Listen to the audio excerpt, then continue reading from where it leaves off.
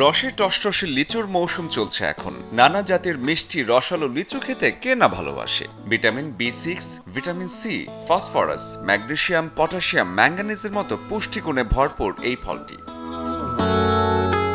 তবে কারো কারো ক্ষেত্রে লিচু খাবার লোভ সামলাতে হয়। কেউ যদি বেশি পরিমাণে লিচু খায় তবে হঠাৎ করে কমে যেতে পারে রক্তচাপ, সাথে মাথা ঘোরা, অলসতা, ক্লান্তিও আসতে পারে। আর যদি লো প্রেশার থাকে তাহলে সাবধানে খেতে হবে লিচু। অনেকেরই ত্বকে কিংবা খাবারে থাকে অ্যালার্জির সমস্যা। যাদের অ্যালার্জি আছে তাদের লিচু খেলে গায়ে উঠতে পারে র্যাশ, কোনো কারণ ছাড়াই ঠোঁট ফুলে উঠতে পারে কিংবা শ্বাসকষ্টের জটিলতাও বাড়তে পারে। রক্তে সুগার লেভেল বাড়লে বা কমলে শরীরের অবস্থা কেমন হয় তা খুব ভালোভাবেই জানেন যাদের আছে ডায়াবেটিস। লিচু খেলে রক্তে সুগার লেভেল উল্লেখযোগ্য হারে কমে যায়, তাই ডায়াবেটিস রোগীদের উচিত কম লিচু খাওয়া।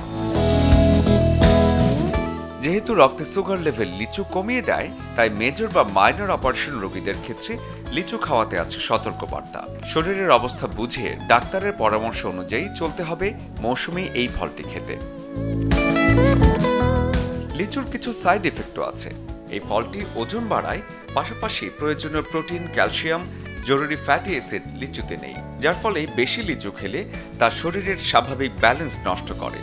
খালি পেটে লিচুতে হতে পারে ফুড পয়জনিং। এছাড়াও রক্তে গ্লুকোজ কমিয়ে দিতে পারে লিচু। শরীফুল হক, চ্যানেল 24।